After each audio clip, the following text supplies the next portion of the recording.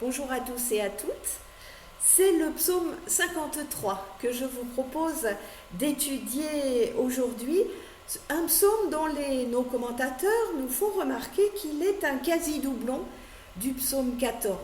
Et nos commentateurs, ce sont bien sûr toujours les pasteurs Maillot et Le Lièvre et le Père Vesco, sur le commentaire desquels je m'appuie évidemment très fort pour vous proposer ces études de psaumes. Donc je vous laisse lire le psaume 53, 52, donc dans les numérotations catholiques. Alors il y a eu bien sûr quelques tentatives pour expliquer pourquoi il y aurait un tel doublon dans le psautier, enfin pourquoi deux psaumes peuvent être aussi semblables malgré les variantes qu'ils contiennent, mais aucune unanimité pour donner une explication. Bon, alors regardons quand même un peu comparons un petit peu. Donc le psaume 53 a le même début que le psaume 14, mais c'est ensuite qu'il diffère. Il est fait allusion à des assiégeants que Dieu va confondre et rejeter.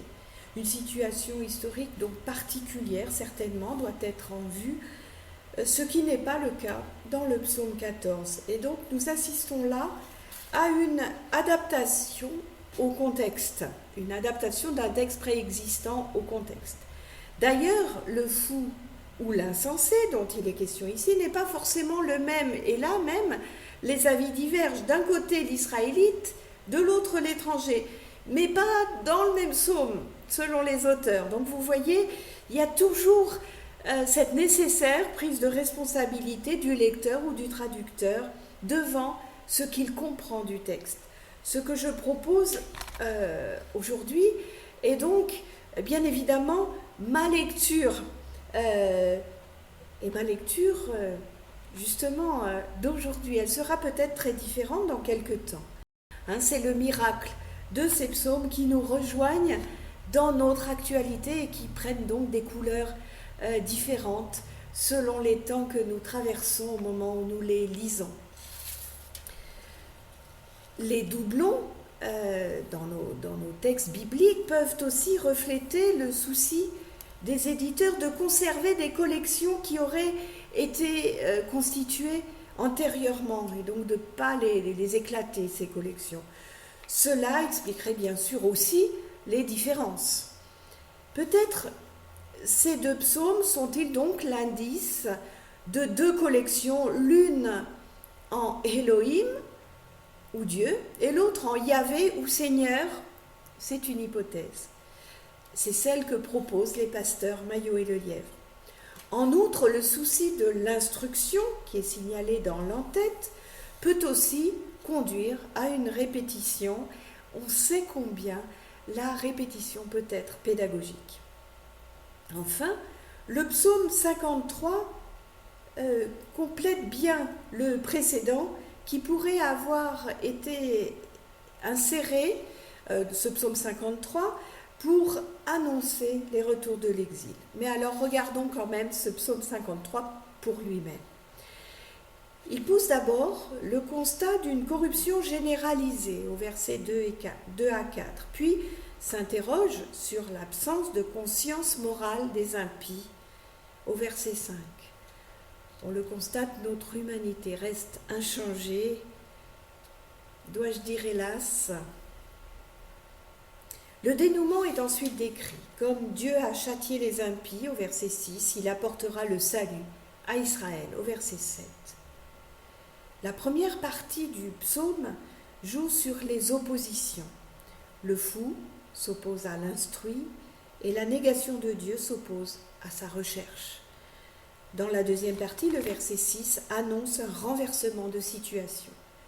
Ceux qui n'avaient pas été effrayés l'ont été. Des assiégeants, Dieu a dispersé les eaux. On retrouve cette belle et douce image de Dieu qui se penche pour voir si quelqu'un le cherche. Puis il agit depuis Sion. Le Dieu transcendant se révèle aussi donc comme un Dieu immanent.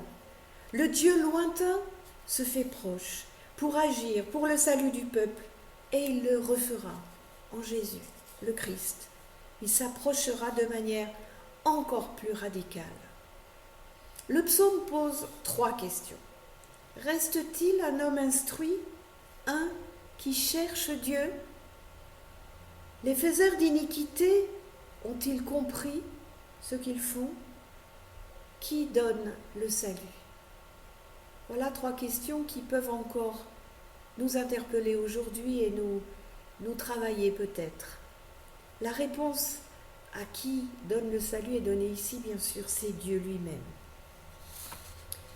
Au verset 2, le fou affirme que Dieu n'intervient pas dans les affaires humaines, ce qui explique que son comportement ne tienne pas compte de Dieu, bien évidemment. Le psalmiste sait, lui, que nier l'intervention divine est faire preuve de folie. Dieu voit la corruption du haut des cieux et peut agir. Comment ne pas se souvenir du déluge, par exemple? La culpabilité du fou est encore plus grande qu'au psaume 14. Là où le psaume 14 disait « Ils ont rendu abominable leur action », le 53 accentue « Ils ont rendu abominable leur injustice ». Donc l'injustice est déjà abominable et là ils en remettent une couche. Le verbe « se pervertir » renvoie à l'idée de corruption morale, de pourrissement. Le verbe en arabe, nous dit Vesco, est employé pour parler du lait qui tourne à l'aigre. Quand Dieu intervient, les impies sont surpris. Eux qui niaient l'intervention de Dieu sont effrayés. La dispersion des eaux est le châtiment suprême, car l'ensevelissement est alors impossible. En opposition avec le sort des impies dont les eaux donc ont été dispersées, celui d'Israël sera changé en salut. Dieu le fera retourner. Israël se réjouira. On pense bien sûr au retour de l'exil. Le terme salut est ici curieusement au pluriel. Il était au singulier au psaume 14. Il s'agirait d'un pluriel d'intensité pour appuyer. Ainsi, ce Dieu qui se penche vers son peuple et qui lui donne le salut depuis Sion est en opposition avec les dieux babyloniens, qui restaient très éloignés des préoccupations humaines et qui agissaient finalement plutôt par caprice. Le Dieu d'Israël est à la fois transcendant et proche. Il agit depuis Sion et fait revenir son peuple d'exil. Nous, chrétiens, pensons que Dieu a voulu se faire encore plus proche des hommes. Il ne s'est plus contenté de se pencher pour agir. Il est descendu lui-même en son Fils pour nous apporter, comme le dirait le psaume 53, ses saluts. Ce psaume rappelle à Israël qu'on ne peut pas se moquer impunément de Dieu.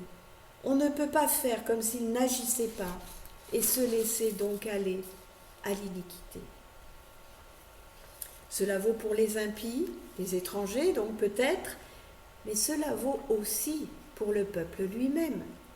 Un appel à la vigilance donc que ce psaume, qui manifeste en même temps une grande aspiration de la part du peuple dont le psalmiste est le porte-parole, ainsi qu'une grande espérance envers et contre tout.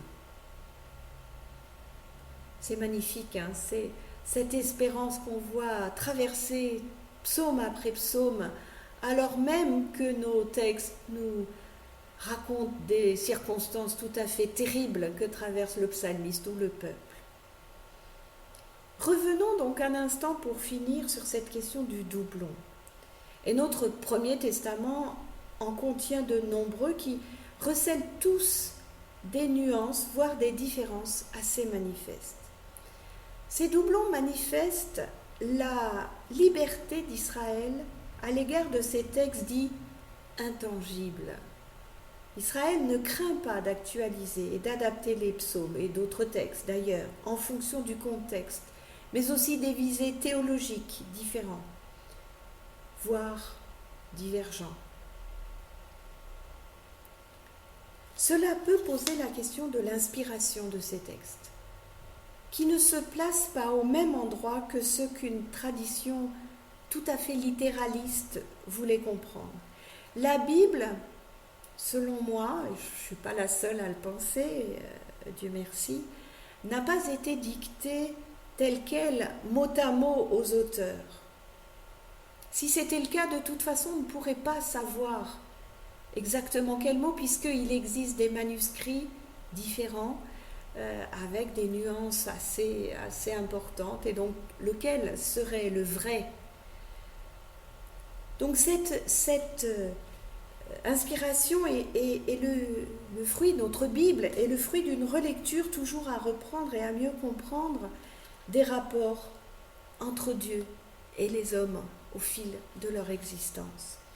Nous pouvons penser aussi sur ce point à la liberté des apôtres et des auteurs du Nouveau Testament quand ils citent les prophètes, par exemple, ou quand ils racontent leur compagnonnage avec le Christ en 4 versions sensiblement différentes sur certains points.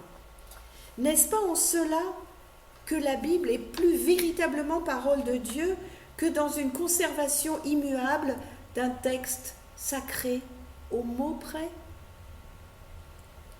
Ce doublon des psaumes 14 et 53 nous alerte aussi sur le fait que sans doute bien peu de psaumes ou de textes bibliques nous sont parvenus dans leur état primitif, et que même si c'est un deuil à faire, il serait vain, cet état primitif, de le rechercher.